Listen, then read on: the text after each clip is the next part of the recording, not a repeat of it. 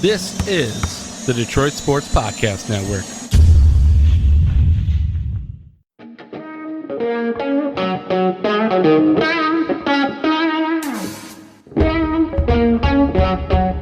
The biggest icon in podcasting.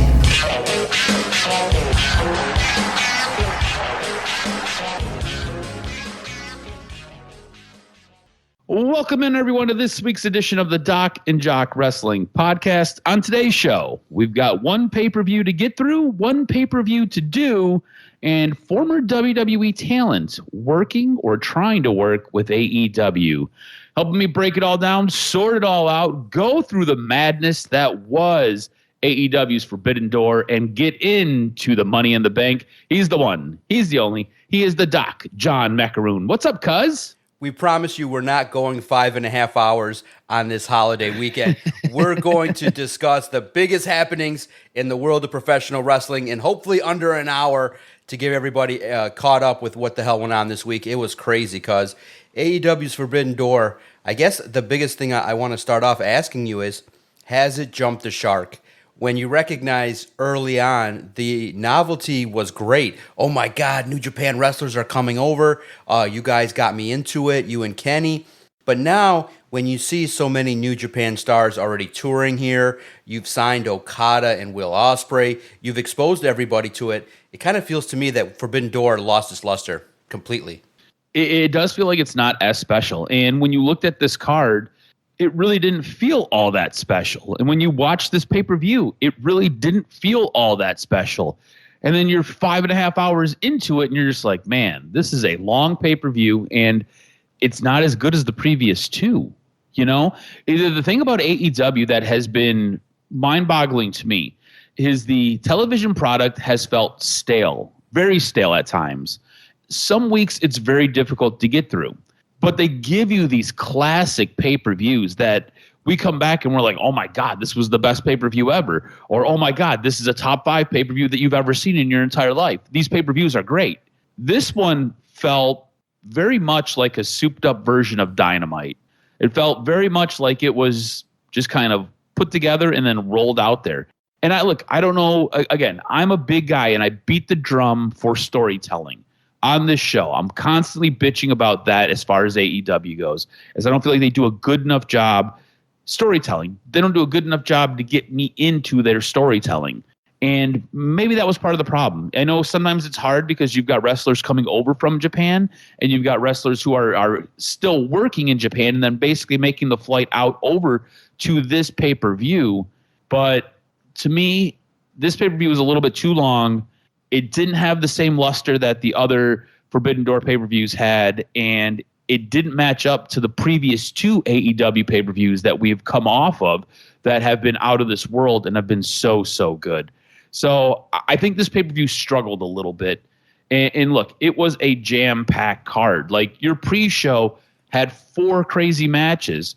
Some of them were good. Some of them, I don't know necessarily why we had them on here, but we had 4 matches on your pre-show, and then you get into your main card, and that one is completely stacked. So it was a lot of wrestling. It was something that I felt like could have been put together just a little bit better. What do you think could help Forbidden Door going in the future? Yeah, you don't need 14 matches.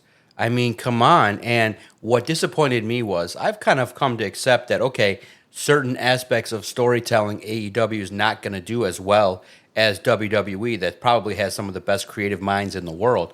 But when you come to expect great wrestling and the matches kind of all feel the same, and then one of your biggest angles, the match falls completely flat, I was really, really shocked. To me, I thought the worst match on the card was the Elite. I thought, look, and I'm going to say this respectfully, no match needs to have titty twisters in it ever at all times. I don't need to see that spot. I don't need to see whatever that was. It made the performers look crazy. I thought for some reason that match could have the opportunity to steal the show, but it didn't. I just thought that in totality, crazy matches are something that you look. I get it. The Elite, I get it with Jack Perry. They're doing some things, but I just think that Okada I'm just waiting for him to break free from that. He needs to do much more. I just thought that match, for some reason, looked sloppy. I don't know if the timing was off, if they just went through it 6, 7 times beforehand and it got sloppy. I was disappointed greatly in that match, and I was like, whoa, this is the worst thing I've seen this year. So I just thought that, when you're advertised as the best wrestling company in the world and there's really only 1 or 2 matches that were special in an entire 5-hour period, I was a little bit disappointed. Yeah, and to highlight more of what you're saying, specifically with that match really kicked into high gear when it was Tanahashi and Okada, when it was wrestling, and there was storyline to go off of, and there was a history to go off of. And that kind of highlights what I was saying. Like, the storytelling's just not there with AEW, and it helps the wrestling fall flat. So you're right. Don't need the gimmicky weird spots. Don't need the titty twisters. You just need good storytelling, and you need good wrestling. And specifically for that match, that was the highlight of the match was Tanahashi and Okada getting into it. Yep. So it was. There are things with AEW, and I think they're still trying to figure things out. We're 5 years in. No, man. And at some point, like, AEW was great, and we've raved about it every single week on here. Like, we couldn't wait to tune in. And at some point, things have gotten a little bit too gimmicky, I think, even for their own selves. And sometimes stuff just doesn't work. You want to get into this card that was just stacked, just a ton of matches on it? Yeah, absolutely. Get through some of the stuff that was non-significant, but I'm excited to talk about the main event because it did for sure. Oh, for sure. That was what you said was special. To kick the show off, we had House of Black. They ended up pinning Private Party. They also defeated Tomohiro Ishii, Kyle O'Reilly, Roderick Strong, and Gabe Kidd and Private Party, again, in the 4-way tag match. Willow Nightingale and Tom Namiko overpowered Chris Statlander and Momo Watanabe. Mariah May ends up advancing in the Owen Hart tournament as she defeats Saraya. And then Penta, Rey Fenix, and Mystico beat LIJ. And this kind of wrapped up our pre-show. Again, pre-show, you don't need all these matches. Give us 1, give us 2 matches, we'll be good. It really, at certain points, felt like they just kind of crammed a lot into that first hour. Then we get into our main card. MJF defeats Hideko. This match just kind of felt like it was a welcome back match for MJF. There was really not a whole lot that was special here. We've already touched on the Elite, who ended up defeating the Acclaimed and Hiroshima Tanahashi. Then we got into Bryan Danielson versus Shingo Takagi for the Owen Hart Cup first round match.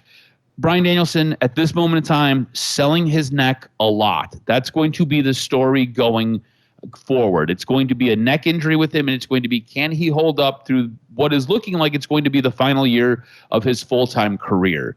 So this is going to be a long-term story that they're trying to push. He sold his neck a lot. He came out taped up. He came out with a bunch of suction cup marks on his neck. And he ends up getting the win in this match. Toni Storm ends up retaining her AEW Women's World Championship as she defeats Mina Shirakawa.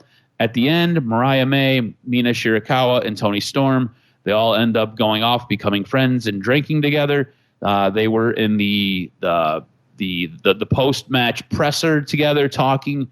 A little bit of a weird story. I never really got into it, didn't really understand it. Something that shocked, I think, both of us. Zack Sabre Jr. ends up defeating Orange Cassidy. This was a fantastic match. This was a lot of fun to watch. Again, you have a guy who is supremely technical, and then you've got Orange Cassidy, who is supremely flippy. So you've got kind of the best of both worlds there, and contrasting styles make for really good matches. This was a good match. Something that wasn't good was this next match. You had Samoa Joe, Hook, and Shibata defeating Chris Jericho, Big Bill, and Brian Keith.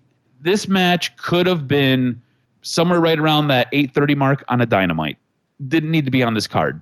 Didn't do a purpose. Didn't do anything.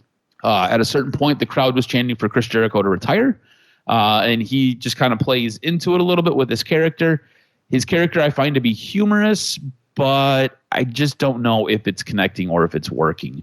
The learning tree is weird, but this match definitely didn't need to be on this card. It didn't really do any good for anybody. Jack Perry ends up winning the TNT ladder match. So he is now your TNT champion. This was something that was trying to be gifted to him by the Elite. Instead, he had to go out and earn it. He does earn it. He is now your new TNT champion. Mercedes Moné defeats Stephanie Vancour. She is now the TNT, she is now the TBS and the New Japan Strong Women's champion. The most interesting thing about this was the crowd's reaction to Mercedes Moné. As this match continued along, the crowd turned on Mercedes and started booing her. As she pins Stephanie Vancour, the crowd gets whipped up into a tizzy and starts booing her even more. When she's named dual champion, the crowd is absolutely ballistic and they're not happy, only to have Britt Baker come back, which, look, in my estimation, it's about damn time. They've needed Britt Baker for a long time. This women's division has kind of felt like it was on life support. I want to get your take on the crowd and Mercedes Moné, because her character is something that I've been highly critical of. I've not been into. I really wanted her to lose this match. It felt like that crowd was of the same mindset. They didn't necessarily want her winning this, and they weren't a fan of her. And this kind of leads into what we're going to talk about with Dynamite here shortly. But Mercedes Moné got the wrath of the fans. She was not welcomed when she won those titles. What are your thoughts on where she is and what is this relationship with the fan base right now? Why has it soured so quickly since she's come to AEW? Well, first and foremost, the event took place in New York, and the crowd, too, I think, brought the event down. They only cheered for the high spots, and it wasn't the same fever-pitched crowd that you kind of get used to. So, yeah, they chant, "This is awesome," but then it was kind of quiet the rest of the night. So it was something where you kind of look at it and say, okay, maybe they should play into it and make her heel. And I just think that when women do the "I'm the badass" kind of thing, it lends to kind of getting booed. And I just think that when she kind of self-appoints herself the CEO, she's going to be viewed as an outsider in terms of the AEW crowd. And I just think, too, there's a play of having Boston just now come in and win the NBA title. So it's in New York, and I just think that the crowd was not going to be accepting of somebody who loves Boston and posts. Not only does she see, I think she brought it on herself. She posts a lot of content wearing Boston gear. And when you're in New York, I just think that was going to be the reaction. I think they should play into it. I think she should be a heel. I think that's the best move for her, is to be, "I'm the boss, I'm in charge here."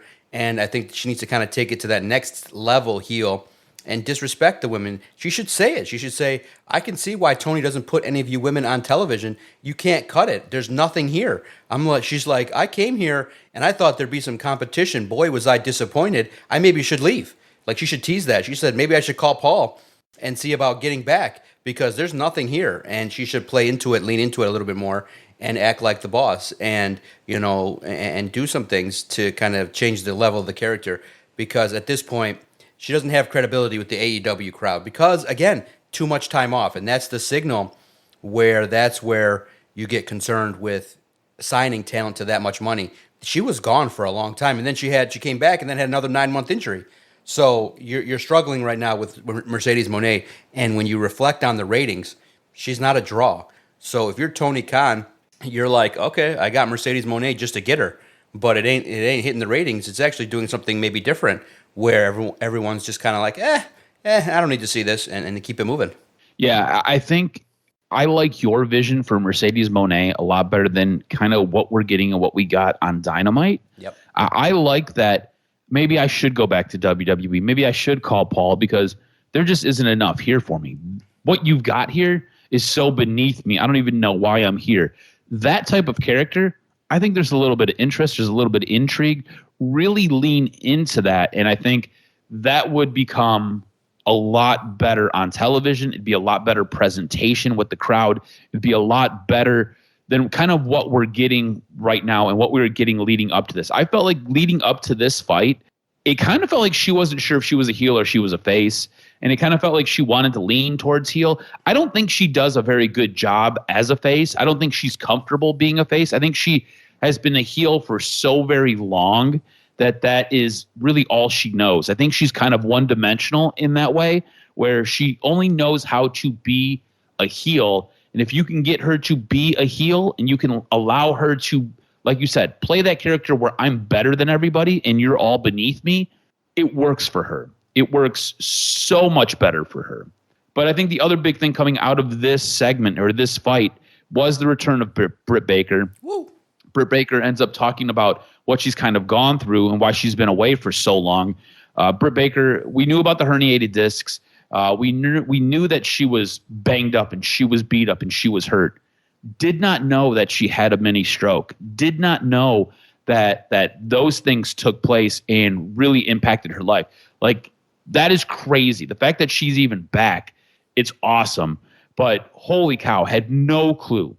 I'm excited for this version of Britt Baker. I'm excited to see Britt Baker and what will become a Mercedes Moné match.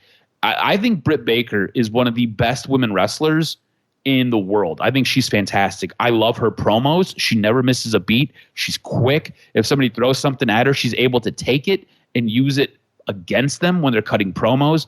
On top of that, I think her in-ring work is very, very good. I think she's a very good wrestler.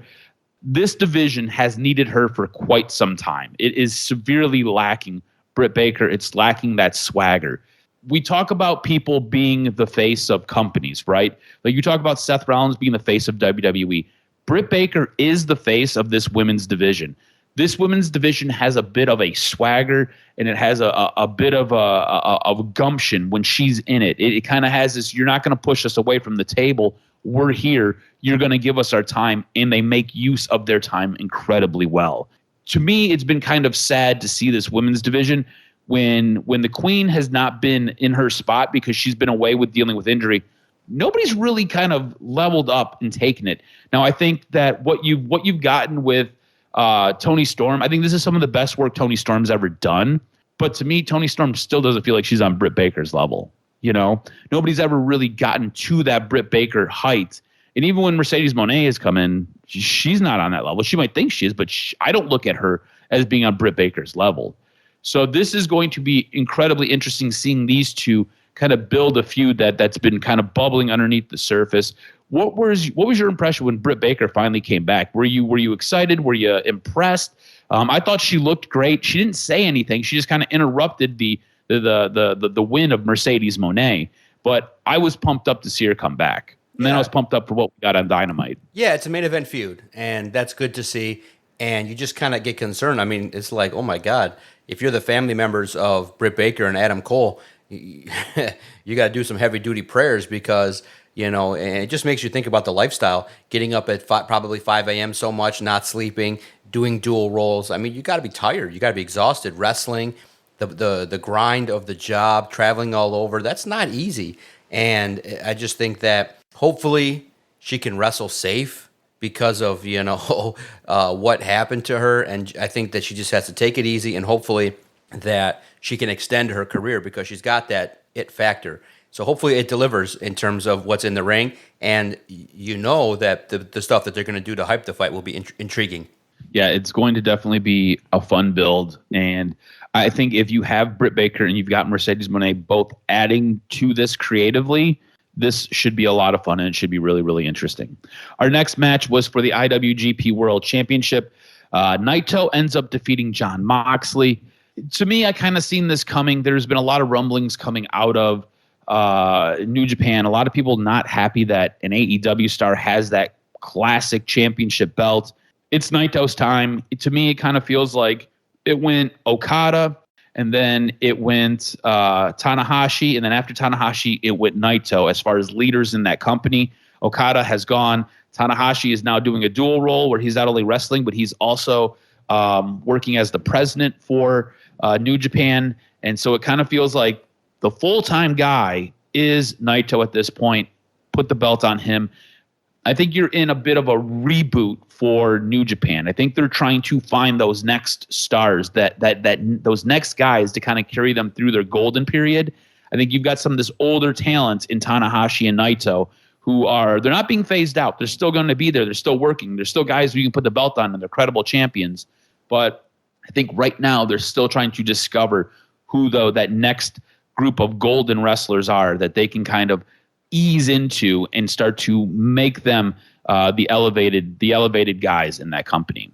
And then finally, we had our main event, the AEW World Championship. Swerve Strickland ends up defeating Will Ospreay in what was a classic match. There was a part in this match where it was one move that turned into a reversal, that turned into another move, that turned into a reversal, that turned into another move, that turned into a reversal, that turned into another move, that turned into a reversal. It was crazy. Got the crowd on their feet. Crowd was super hyped. The match ends up turning when you have Don Callis trying to get Will Ospreay to use the screwdriver, right, and Will Ospreay refuses, kind of lets his guard down.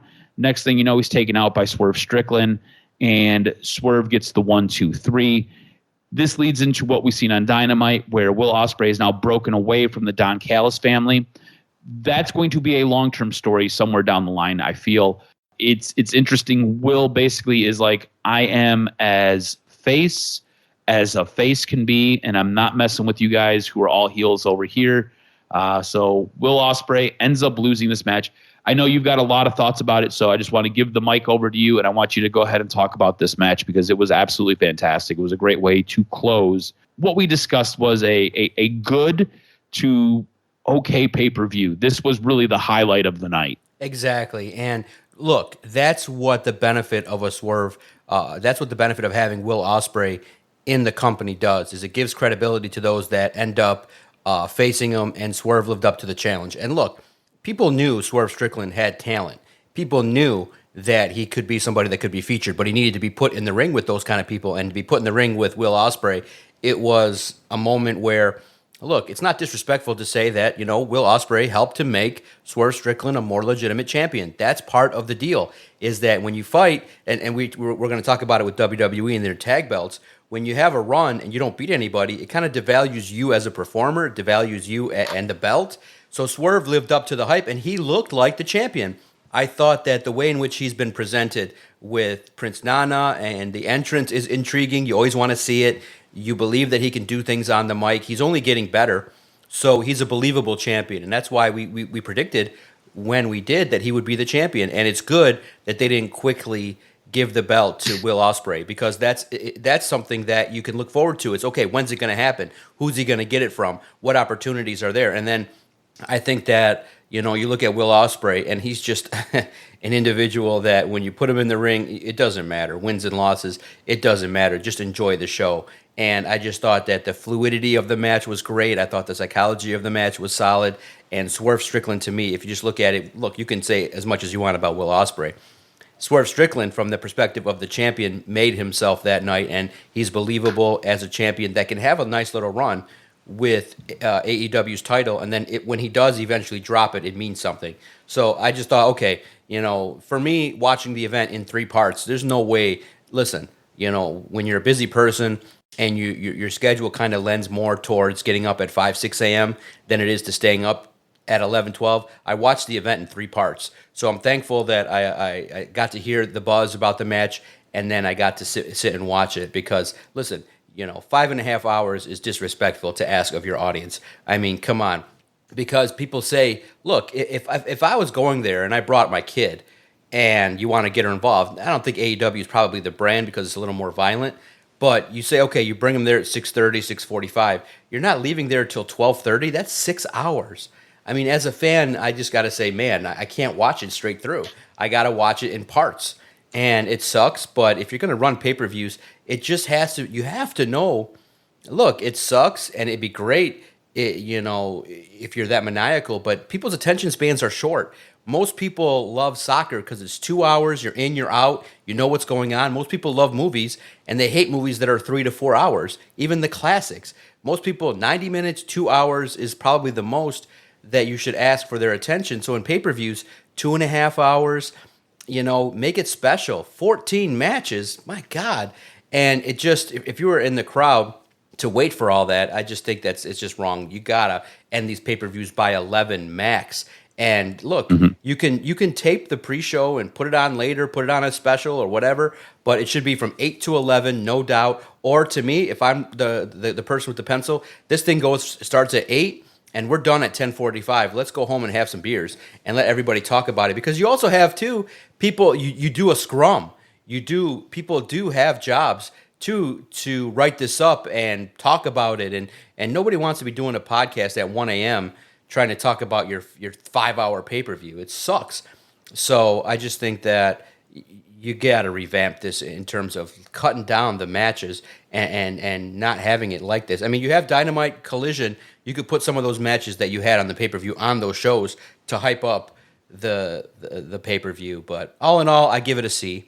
And it only got that. It was a D before the main event. So to me, I just think that they needed to do a little bit more to, I don't know why some of the matches fell flat. I don't know if the producers are not working as diligently with the wrestlers, knowing what they need to know about them to get a little bit different kind of matches. And you have to also pace the card out where you can't have the same kind of match 4 or 5 in a row.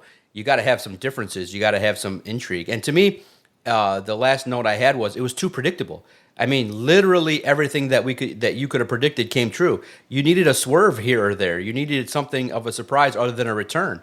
I thought that giving the belt to Jack Perry's fine, but you could have given it to somebody else. I thought that everybody thought Naito was going to win it. Maybe you have Moxley win it and Naito come out the next on Dynamite and say, this is unacceptable. Whatever reason to get another match, and then you do it on Dynamite. So, it was just far too predictable in terms of what was going to happen. There was not a lot of surprises that make you go, oh, if I missed it, I missed something special. So that's why this pay-per-view got to see, and I think AEW's got to do a lot better job of delivering wrestling that ends up having solid finishes along the way. Yeah, and more to your point, on 2 different fronts here.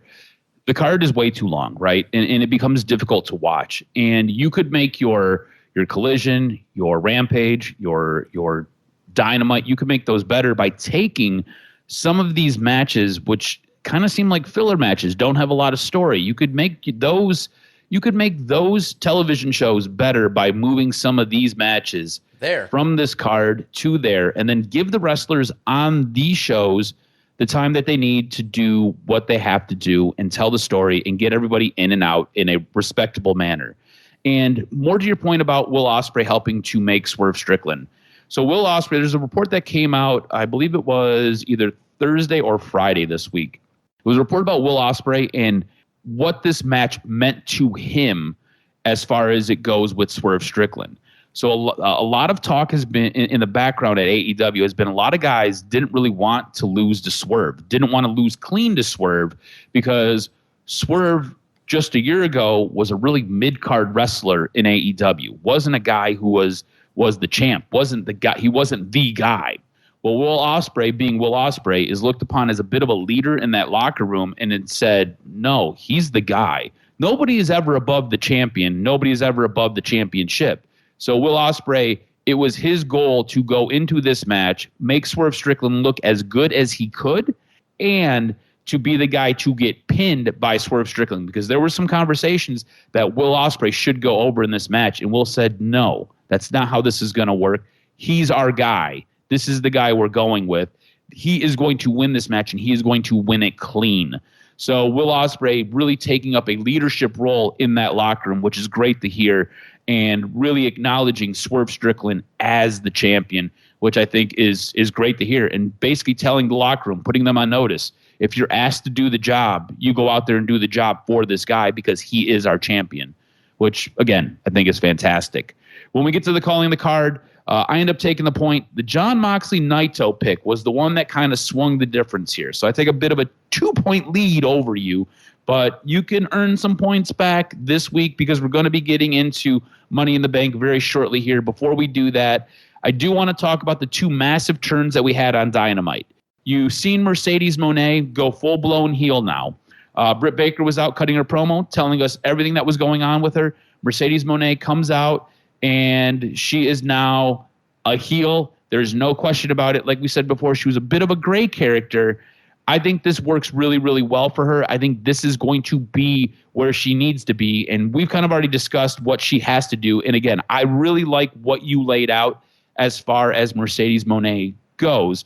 Her being that character where everybody and every wrestler is beneath her, and she doesn't even need to be here. You're lucky that she is here. She could go back to WWE and do more things if she really wanted to, but she's choosing to be here, so kiss her feet.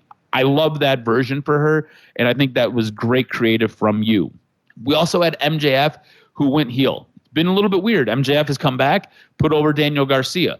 Daniel Garcia got a match against Will Ospreay this week, and MJF was like, I'm going to be in your corner. I'm going to support you, kid.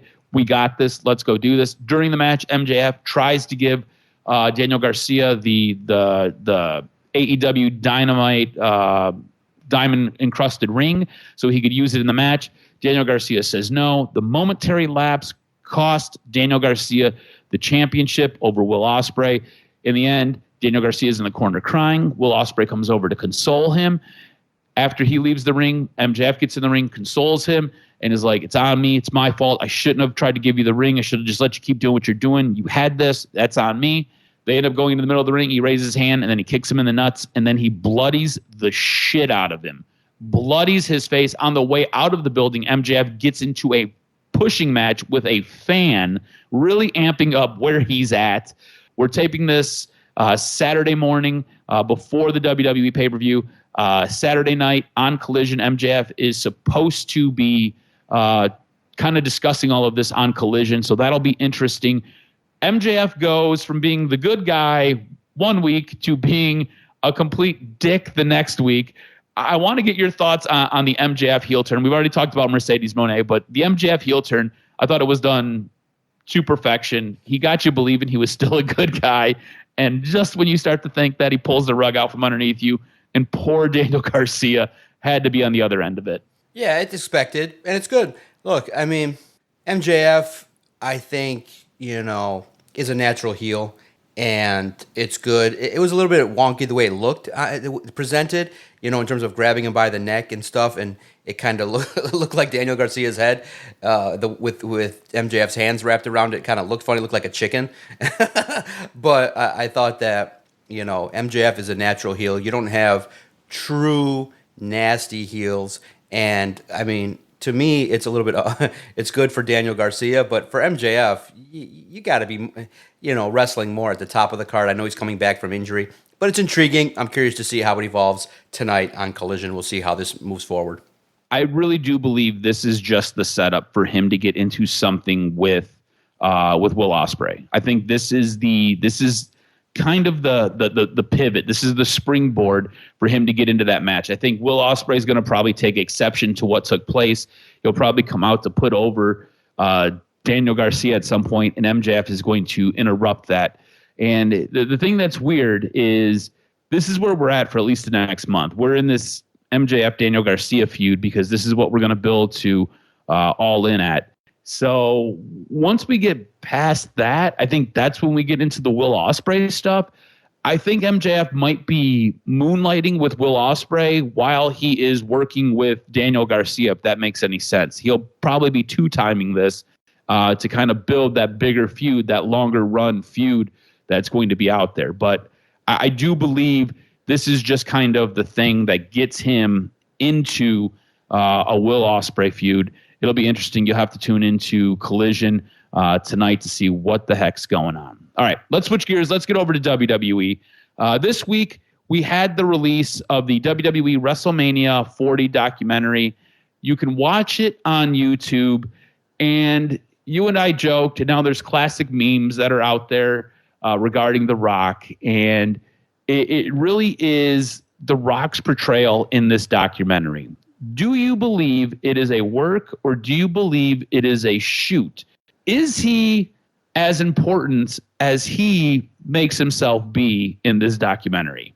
Well, look, he's the final boss, and it was funny because many people gravitated toward that moment where he said, look, and it makes sense. He says, look, I had the match, so it does lend to people getting upset when there's that authority figure. I think it's a work. I think everybody knew that, okay, look, what's the biggest thing that, look, you got bright minds, and even if it wasn't, even if this was truly a shoot, you recognize that if you sit around for 8 hours, look, we do it for an hour a week, and we come up with great ideas just spitballing with just some preparation beforehand. Imagine if you have a whole group of people led by Triple H, and you spitball ideas, and you say, okay, we have Cody Rhodes, we're going to give him the belt. What would make him...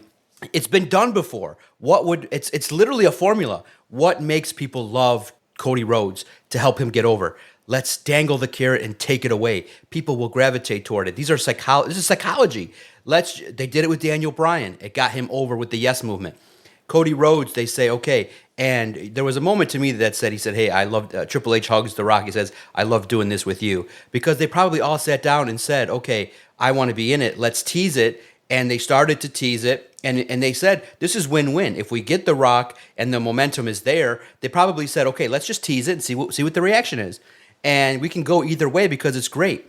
Cody knew all this. I mean, you don't think Cody was somebody that was, as a professional wrestler with the lineage, doesn't know The Rock's here? Oh, they want to use him? Come on. So they tease it, and they say, oh, the first time The Rock says, what if I should sit at the head of the table? Everybody cheered. And they said, oh, maybe people will like this. And then once the match got changed, the fans said, no, I don't want to pay for that. And then they said, okay, they probably shifted gears and said, okay, the fans don't like it. This is perfect for Cody as a face, and keep it moving. Cody was always going to be the champion. It's just going to be when. I mean, no doubt about it. There's no way he signs on the dotted line. He got assurances he's getting his run. He got assurances I can get a babyface run and make $5 million a year for the next 3 years. I can set myself up. So there's no private jet usage, all the time in the world to do whatever I need to do. He got the assurances. The fans were dangled the carrot. It got taken away, and they got into an uproar. We had an uproar. We're like, I don't want to see The Rock. And that's the McMahon story. That's the Authority story. Everybody knows it. Triple H knows it like the back of his hand. So this, to me, it's a work, and everybody knows it. And then now The Rock's involved. He gets to turn heel and do his thing. And he says, the match was in my hands. I had the opportunity. And I said, no, I think Cody should win it. And it's funny. It sounds inauthentic. But it's good. It was good television. It made for fun. Look, I don't take it as seriously as Kenny did and say, oh, they had all this time to repair his reputation. Dude, The Rock is a mogul, is beyond the sport of wrestling. Like when you guys don't understand, he is on the board of directors. So if he wants something to happen, he can talk to the people that make it happen. I mean, it says it right there. Ari Emanuel, the owner of the company, is my business partner. 4 years. We've made money together. We broke bread together. They share stories together. So in the end, Triple H is humble enough to recognize this is The Rock. This is bigger than wrestling. And it's not offensive to say The Rock has that thing that makes him bigger than wrestling. So if he comes in and he wants to have a match, and Triple H said it, he said maybe this could go beyond the scope of professional wrestling. And this is what people have to recognize. The marks have to expand their brains that Triple H cares about the hardcore 2 million fans of the WWE that love the product. But he's also big-headed enough to say, let's compete with the billions of fans across the world of the NFL. If we can keep growing, and how do we grow? We're in New York. Let's have Tyrese Halliburton fight off against one of the Knicks. I mean, come on. That's what they're doing. It's the tried and true. It's the Tyson model. It's the Jay Leno model from WCW. You're trying to always get more audience at the same time while you're balancing keeping the loyal fans happy. So it's a global company, guys. You got to let this company grow and stop wrapping it so tightly and being like, oh, they can't do this.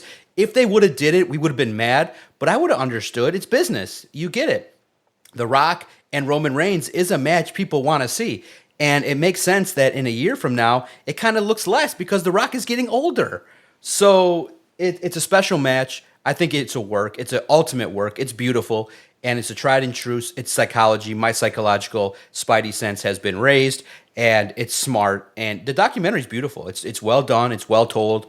And I think people should invest and watch it. And look, in the end, Cody Rhodes got to keep the opportunity. And look, he's the biggest face of the company, printing money. Everybody loves to see him. And you get to keep this train rolling. 4 years with Roman, and now you get Cody Rhodes, who you built and crafted as the face over 2 years. It's been beautifully crafted, and Triple H is the mastermind in charge of it all. And I just think that WWE is in the highlight of what they're doing creatively. And I just would love to be in the meeting room, sitting there listening to creative meetings, because they're high level, and that they can take characters from one sense to another. And I think the WWE's creative process is beautiful start to finish, and it's led by a professional wrestler. So It's not to say there's not mistakes, but I think The Rock being in the mix of creative and in the company can only help the company make more money. Period. So stop whining, Kenny. Come on, dude. It's The Rock. And I think that you're being very short-sighted when you look at a character that wants to be in the main event of WrestleMania. Why wouldn't he be? He's The Rock. And he is bigger still than Cody Rhodes. Maybe not in the present moment, but globally, brand-wise, The Rock is bigger than Cody Rhodes, people. Get used to it and get used to his influence. Yeah, I think you're right. The Rock is bigger than Cody Rhodes, obviously. Just from a pure entertainment standpoint, to me, I do kind of feel like the way The Rock operates, I get why it rubs people the wrong way. This guy shows up to wrestling.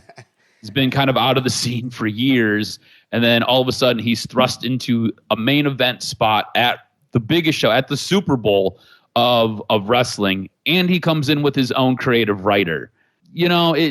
I get why it rubs people the wrong way. I do feel like he does carry himself with a bit of self-importance. That being said, if you kind of look at it, he's kind of earned it, right? Like, this is a guy who went from being a complete lackey in WWE to being the biggest WWE superstar to then becoming one of the biggest entertainers to being a billionaire wrestler or a billionaire businessman. But he wasn't thrust into anything. They teased the waters. He said, what if I should be head of the table? And that was it. They gauged the reaction. This is beautiful when you can use television to kind of see what people are thinking. And so the reaction was great. They just didn't want it at WrestleMania. They didn't want The Rock to fight for the title. That's all. They teased it. It wasn't like he just said, I'm here I am. They kind of started to tell the story. And in the documentary, they explain it. They have been telling the story with Rock and Roman longer. They've told this story back at WrestleMania when The Rock is holding Roman Reigns' hand up. They tell the story. This is a long-term story with who's the head of the table of this family. So it was not something where he's a power-hungry guy. It doesn't work like that, guys. I wish you guys think that wrestling is like The Rock goes in and says, I want this, and then it happens. There's committees, there's focus groups, there's ideas, there's someone watching online what people are saying.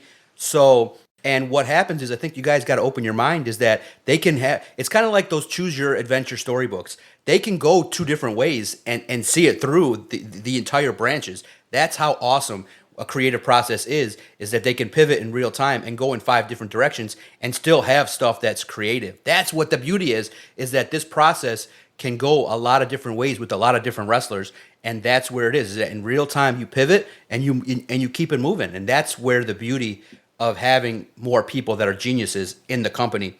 The Rock did not do a hostile takeover, guys. This was beautifully calculated in my mind. Well, speaking of things that have, in my opinion, have been beautifully calculated, we've had 2 weeks of Uncle Howdy vignettes. Ooh, where he is sitting basically you have Bo Dallas sitting across from Uncle Howdy, and it feels, and look, it has been edited supremely. I really want to get your take on it.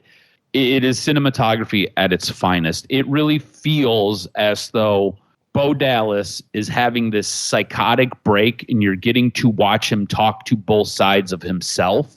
And it is done, in my opinion, so pristinely well. It is like a movie that I want to watch. I think these vignettes with Bo Dallas and Uncle Howdy have been absolutely incredible and have been some of the best work WWE has done in a long time. Their production team is absolutely fantastic. And these vignettes, I think, really highlight it. I want to get your thoughts on what you've seen the last 2 weeks, because to me, it is a character. It is 2 characters that really just draw you in, and it's being played by one man, and I think he's doing a fantastic job. As creative as Bray Wyatt was, to be able to come up with this world and to invent these people, Bo Dallas is doing him all the justice in the world with what you've seen the last 2 weeks, in my opinion. I want to know where you stand on these. Yeah, you just want to see more. I think that it's well done. And it's telling you exactly where Bo Dallas' head and mindset is. It's crafted well. It's presented in a unique, scary way. It's presented in a psychotic way. So good for, look, he deserves it. He's been somebody that's been tortured, and you recognize that his career has been kind of a little bit awkward in that he had a nice run in in NXT, comes up to the main roster and just kind of doesn't live up to the hype, always in his brother's shadow, now has the opportunity to take it to the next level, and it's good. He deserves it, and it's kind of cathartic. I think that for him, knowing the pain that he's got to feel with what happened to his family, and his sister-in-law says, look, I struggle with it every day. I may tell you I'm fine, but I hurt every single day, and he's got to be part of that. So I think to be able to kind of have an outlet is healthy for him, and hopefully, when it comes, I mean, to me, like I said, in terms of my interest level, it's great to see. It's just not my cup of tea in terms of the 3-minute entrances and all that kind of style. But the story that they're telling, you want to know what happens. I can't wait to see how it evolves. It's going to be definitely interesting to see where they go from here. I wonder if this upcoming week we get another vignette with Bo Dallas and Uncle Howdy, or if he just has now become Uncle Howdy. It'll be interesting to see where they take us, but I think it's been a really good mind trip to kind of watch these and just kind of get into this character and where they want to take you. Something that's been a little bit tough to get into, it's been the tag team reigns of Awesome Truth and A-Town Down Under. At certain points, I totally forgot they were tag team champions. At certain points, I was like, who is the tag team champ? Just completely forgetting that we even separated the two belts because the belts at one point were united. I totally forgot that both these teams at certain times were our tag team champs because of how infrequent they wrestled. And then there just wasn't that match, and there just wasn't that time period where it ever felt important or it ever felt big enough. Was this the worst tag team title reign of all time with the Awesome Truth and A-Town Down Under as champions? Because I believe it was. I don't believe this was a very credible time for the tag team belts. No, I hate to say it, but it just kind of felt like, hey, we want to give these guys moments at WrestleMania, and it's like, okay, and then literally it's like, maybe, I mean, I wonder if someone would actually admit that there's so many creative forces elsewhere that they kind of have not put much into it, and I don't understand why, because the Awesome Truth had an opportunity to do something, but I think that the theory was, let's just give R-Truth a moment, and the rest is gravy. And it sucks if you're Awesome Truth. You're like, yeah, it's nice to have a day, but then when you give me the title, it goes nowhere. You kind of embarrass us and have us be a sideshow act and not have any matches, and then drop the title without having one signature match. The same thing with the run of, probably the theory is Austin Theory and Grayson Waller should feud. But, I mean, okay, you're planting the seeds, but when you lose the title, I think that you should probably, at that moment, have Grayson look at Austin Theory and get pissed. I mean, I know, I get it, that they probably wanted to continue the shine of DIY winning it, but you're absolutely right. These two runs, less than memorable. By the time we're done recording, I'll have forgotten about those runs, and we probably won't even mention it ever again, other than to state that those two runs for those 60 days in 2024 amongst the worst and disrespectful to tag team wrestling. Definitely wasn't good. I'm glad the belts are off. I'm wondering if we get a bit of a revitalization of those tag team champions or tag team championships, because this has been a very dark period for those belts. And those are really good looking belts, man. I like them a lot, but they just haven't got the TV time that they deserved. The matches that they had just weren't super quality, just really weren't into either one of those teams' runs. So we'll see kind of where we go from there. Are you ready for some Money in the Bank predictions? Yeah, on the other side of it, 5 matches. I can't wait. It's going to be intriguing. You go from basically 15 to 5. 5. It's nuts. I think the men's will be the most intriguing, but I have some notes, and I am going to be confused on probably 2 matches, but I can't wait. Let's get into it. All right. So kicking the show off, I've got the Intercontinental Champion, Sami Zayn, taking on Braun Breaker. This could and should be a fantastic match. Again, styles create matches. You've got Braun Breaker, who is nothing but incredible, unadulterated, rage-filled power, and Sami Zayn, who is the consummate underdog, always able to figure things out. Remember this, we are in Canada, and it is Sami Zayn I tend to forget these things sometimes. They usually do Sami Zayn a solid when he's in Canada. Who do you have winning this match, Braun Breaker or Sami Zayn? Yeah, it does have the feel of Breaker being pushed to the moon, but yeah, you got to halt it. I just think that this is a perfect scenario where the young, hot upstart faces the champion and faces a challenge. So you have to give it to Sami Zayn because I think at SummerSlam, it's a perfect opportunity to have him maybe drop it again, drop it to Breaker there. So we'll see how it plays out, but I would be a little bit surprised if it. I could see Breaker winning it, but not yet. So to me, it's Sami Zayn. This one really does feel like a bit of a coin flip. It feels like it could be Braun Breaker or it could be Sami Zayn. The sheer fact that we're in Canada makes me pause on giving the belt to Breaker. And the fact that we are so close to SummerSlam makes me pause on giving it to Breaker again. So because of those two things, I'm going to say Sami Zayn wins. I think maybe there is some outside interference or there is something that happens where Sami Zayn gets the victory. Also, on Friday Night SmackDown, or maybe it was Monday Night Raw, I don't remember. At this moment in time, all of my wrestling programming is running together. Sami Zayn this week said something to Braun Breaker where he says, I think you're underestimating me. I don't think you're smart enough. And I think it might be that. That might be the thing that sways this match. Maybe Braun Breaker does underestimate Sami Zayn, and maybe he just isn't smart enough yet to get one over on Sami Zayn, and Sami Zayn wins. So I'm going to go Sami Zayn in this one as well. We've got the women's 2024 Money in the Bank ladder match. You've got Naomi, Io Sky, Chelsea Green, Lia Valkyria, Tiffany Stratton, and Zoe Stark. I do want to put this out there. Remember, they did announce this on Friday. Trish Stratus is hosting the Money in the Bank because it is in Toronto. Zoe Stark did give Trish Stratus a Z360 or whatever her finishing move is, and that kind of wrote Tiffany Stratus off television. Don't know if that plays a factor in this match, but just keep it in mind. So again, Naomi, Io Sky, Chelsea Green, Lia Valkyria, Tiffany Stratton, Zoe Stark. Who do you think wins this match? Man, it's tough. These are tough because I could see two scenarios for both the men and the women. I think the odds-on favorite is Tiffany Stratton, but I like the idea of Chelsea Green holding it over too because of the fact Bro, me and you are in the same boat. I keep going back and forth between these two. Yeah, but in the end, Chelsea Green could be annoying without Money in the Bank. So to me, I think it's Tiffany Stratton's time in regards to being, hey, I have this opportunity and I can use it anytime, and she sits on it for a while. So it's got to be Tiffany Stratton, in my opinion, because I think that people want to see that. I think a little bit more than Chelsea Green. Maybe Chelsea Green's gaining popularity, but I think it's going to be Tiffany Stratton winning it, especially when I think what's going to go happen with the men. Dude, again, I'm going back and forth between the same two people.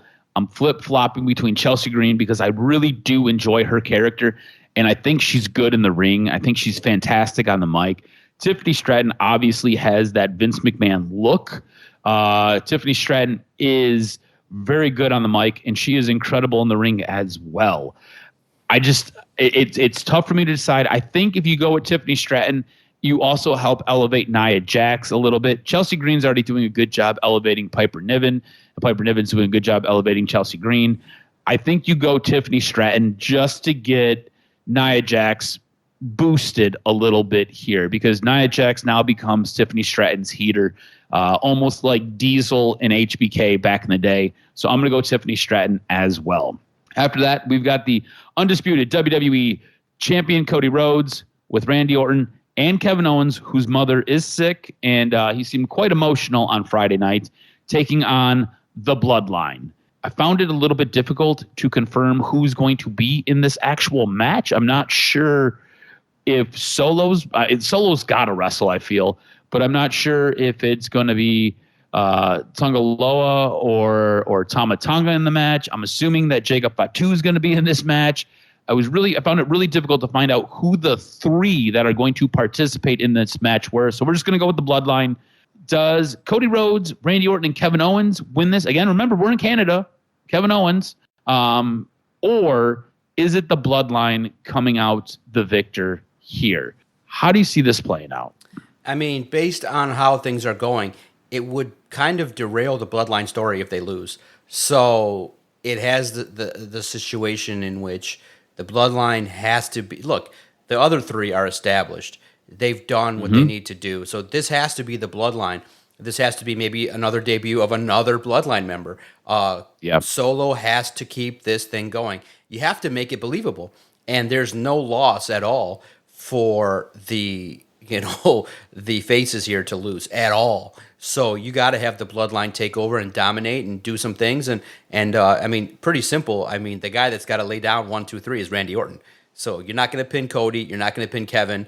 I think that you pin Randy Orton, and whatever hijinks and hilarity happen will be good to see. But I think the bloodline, if you want to tell the story right, what's best for business is the bloodline ascending up the charts. Yeah, this is where you could have your debut of Hikuleo. You have your debut of Hikuleo here. I think you're right. The bloodline, if they lose here, it does kind of derail some momentum that they've built. The one thing I think you could see is you could possibly see the return of Roman Reigns. Roman Reigns' music could hit, and that could be the thing where everybody's eyes shoot towards the stage, and that momentary lapse gives Cody Rhodes or Randy Orton or Kevin Owens a moment to get a 1, 2, 3, and Roman's up at the top of the ramp just shaking his head. There are things you can do here. You could get a return of The Rock if he's in town. I've not heard any of these things. I'm just throwing these things out there. These are possibilities that you could use to kind of stunt what's going on with the bloodline and give the win to Cody Rhodes and Randy Orton and Kevin Owens. But I think you're right. I think the bloodline win this match. I think this, if you have them lose here, it derails a lot of where they've been. After that, we've got the men's Money in the Bank ladder match. You got LA Knight, Jey Uso, Drew McIntyre, Andrade, Chad Gable, and Carmelo Hayes. To me, it really feels like it comes down to LA Knight, Jey Uso, Drew McIntyre. With everything that's been going on with Drew McIntyre, I'm going to pick Drew McIntyre, and I think you're going to pick Drew McIntyre as well. Correct, because Jey Uso doesn't have the field just yet, but it's going to be tight. So here's how I'm going to look at it.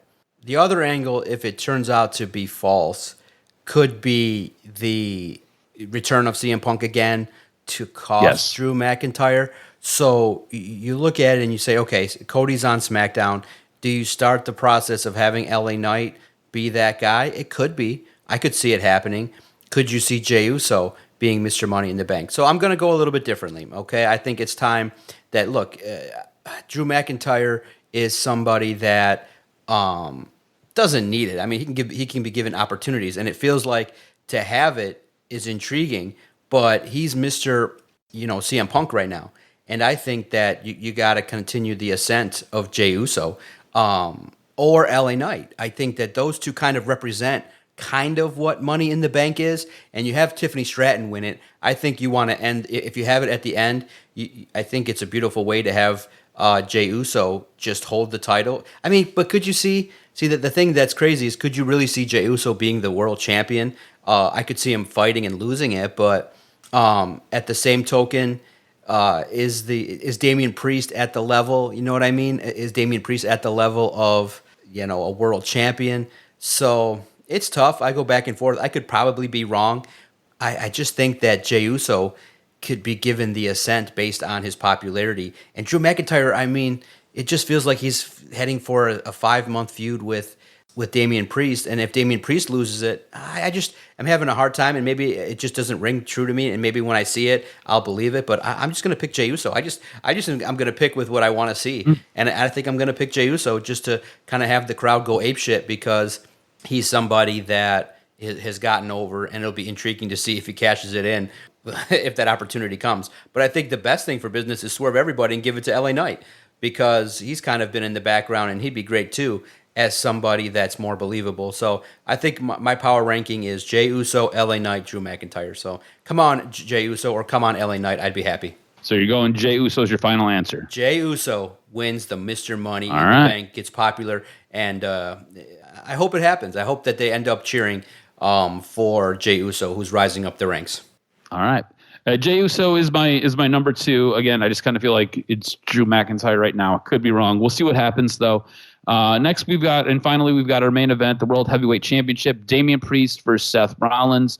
If Damian Priest wins, Seth Rollins can no longer challenge Damian Priest for the championship. If Seth Rollins wins, Damian Priest is out of the bloodline or out of Judgment Day. I'm going Damian Priest winning this. To me, it just doesn't make sense to do it any other way. Have somebody else beat Damian Priest at SummerSlam. Here, it just doesn't make sense. Yep, Damian Priest has an opportunity, and he needs to have a good match with Seth Rollins. You can't have it's tough to have a bad match, but you got to make up for what happened at Clash at the Castle. Damian Priest leaves Canada with the title. All right, what was your show of the week before we get into our very limited news and notes? Yeah, no doubt. I think the show of the week was SmackDown. I thought that it was a good show in regards to setting up everything that was going on, the emotional promo by Cody Rhodes. You had LA Knight doing his thing too. I just thought that the wrestling was good. It was solid, complete all the way around. And I liked the solo promo. I thought that was the best way to present him as somebody that's prepackaged as opposed to live. So I thought SmackDown was the best show this week. Yeah, I'm going to give it to SmackDown as well. I thought it was the best show as well. All right, so some news and notes. Some news on former WWE talent possibly heading to AEW or looking to work with AEW. On the most recent episode of ROH, there was a vignette of the former WWE stars Mace and Mansoor of Maximum Male Models. They were released from the company in September. Since then, both have been in contact with AEW, and Mansoor was spotted backstage at a recent episode of Collision. The two are now going by Mason Madden and Mansoor as the MXM Collection, a similar gimmick to the Maximum Male Models characters they used in WWE. Also, it's been reported that Ricochet to AEW is all but a done deal. Per Fightful Select, Ricochet's contract was up on July 1st, and he was contractually unable to appear on AEW New Japan's Forbidden Door show. However, Ricochet is expected to join the company soon, with his agent being present backstage at Wednesday night's Beach Break Dynamite show, with him being said to be leading the subsequential talks between the two sides. Now, all reports indicate that Ricochet's fiancée, Samantha Irvin, is expected to stay in WWE. And then finally, Donovan Dijak, who was spotted at Forbidden Door and has been very active on social media, also making the rounds in the interview circuit and in the weeks following the pay-per-view, and has expressed an interest in going to AEW. In a recent interview with Forbes, Dijak said, "But I know that Tony has been made aware of my interest, and I know that there's reciprocal respect, if nothing else." Dijak emphasized that there's reciprocal respect between himself and AEW President Tony Khan. He feels very disrespected with him leaving WWE in the way it was handled. And that's going to do it for this week's wrestling news and notes, my brother. Yes, sir. Thank you guys for giving us your hour. We love breaking down the world of wrestling. It's been fun to see the Rock meme and all your guys' reactions to it. It's been fun to see the back and forth between AEW fans and WWE fans. The territorial nature of you guys is kind of funny. The shows have been great. I'm looking forward to tonight and Money in the Bank. I think it's perfect. 5 matches. We'll talk maybe next week regarding, there has been some debate online that I saw where if you're charging $250 for a ticket and you only get 5 matches, but they're quality 25-minute matches each, is that worth it? To me, it's something to discuss for sure, because you are charging more and more prices, but giving less and less matches, but you're giving more wrestling in these matches. So it's something to debate in the future. I look forward to seeing how it shakes out. I look forward to Canada going apeshit. Toronto crowds are always hot. I think that there's going to be some great memories told, some great swerves, and Triple H always does great work in terms of Canada, and I think his storytelling has been amazing. So make sure that you tune into Money in the Bank and everything happening in the world of professional wrestling. Make sure you follow Adam on Twitter at AdamRSCROZ. Follow the network at Detroit Podcast. Anywhere that you listen to your favorite audio content, you can find Detroit Sports Podcast, and hit us up through the shows at Detroit Podcast. Again, at Detroit Podcast, you can hit us up directly, and we can talk during events. I can't wait for next week when we fire it up again for the latest and greatest edition of the Doc and Jock Wrestling Podcast.